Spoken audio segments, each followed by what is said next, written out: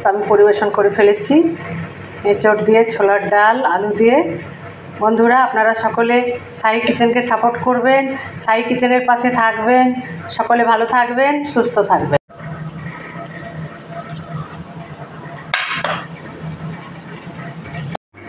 আজ পুরোপুরি আমি ঘরোয়া উপায়ে রান্না করছি এঁচোড়। ছোলার ডাল দিয়ে ছোলার ডাল, আলু, এঁচোড় দিয়ে একটা সবজি তৈরি করব। বন্ধুরা, আমার মেয়ে আজ কর্মস্থলে গেল, কিছুটা এঁচোড় কেটে নিয়ে গেছে। তো আমাকে বললো, মা এতটা আমার লাগবে না। তো অল্প একটু এঁচোড়, তো আমি বললাম ঠিক আছে, আমি ছোলার ডাল দিয়ে তৈরি করে দেবো। তাই আমি আলু, ছোলার ডাল সেদ্ধ করে ফেললাম। একেবারে সেদ্ধ হয়ে গেছে। ছোলার ডাল সেদ্ধ করে ফেলেছি। তার সাথে জলটা ঝরিয়ে নিয়ে আমি এই জলটা রেখেছি। জলটা আমি ডালের সাথে দিয়ে দেবো। এঁচোড় আর আলুটা আমি সেদ্ধ করে রেখেছি। তার সাথে আমি এই মশলা উপকরণগুলো দিচ্ছি। টমেটো, লবণ, হলুদ, জিরে গুঁড়ো, ধনে গুঁড়ো, কাশ্মীরি লঙ্কার গুঁড়ো, চিলি ফ্লেক্স, আদা রসুন বাটা, সব কিছু এর মধ্যে আছে। বন্ধুরা, পুরোপুরি সর্ষের তেল দিয়ে রান্না করব।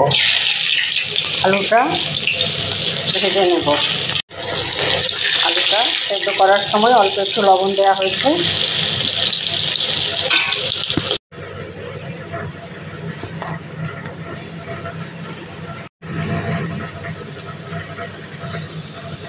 আলুটা প্রায় ভাজা হয়ে গেছে। আলুটা আমি তুলে নিলাম।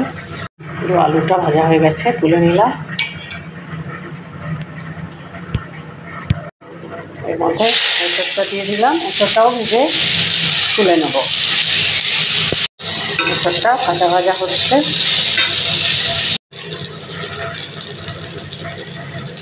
এঁচোড়টাও এর মধ্যে ভেজে ভেজে তুলে নিলাম।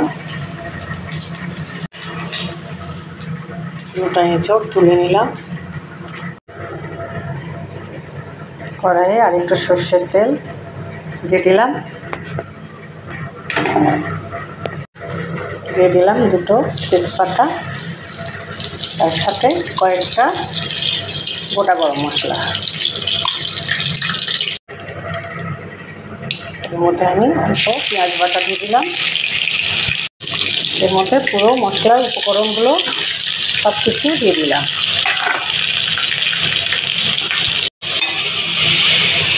অল্প একটু জল দিয়ে দিলাম। মশলাটা ভালোভাবে কষানো হোক। ডালের মশলা কষানো হচ্ছে, তার মধ্যে আমি আলু আর এঁচোড় দিয়ে দিলাম। এভাবে ভালোভাবে নাড়াচাড়া করতে থাকবো। কষানো হয়ে গেলে ডালটা দিয়ে দেবো। আলুটা দিয়ে দিলাম।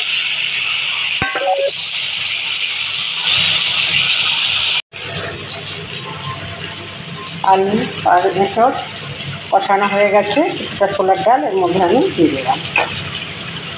ভালোভাবে নাড়াচাড়া করে কষিয়ে নেব। কি সুন্দর তৈরি হচ্ছে বন্ধুরা, ছোলার ডাল দিয়ে এঁচোড় আর আলু দিয়ে একটা সবজি। দারুণ সুন্দর রান্না। প্রায় কষা কষা হয়ে এসছে। এর মধ্যে আমি ডালের জলটা দিয়ে দেব। ডালের জল এর মধ্যে আমি দিয়ে দিলাম। ভালোভাবে ফুটে উঠলেই রেডি হয়ে যাবে ছোলার ডাল। আর এর মধ্যে আমি একটু শাহি গরম মশলা ছড়িয়ে দিয়ে নামিয়ে নেব। শাহি গরম মশলা ছড়িয়ে দিলাম।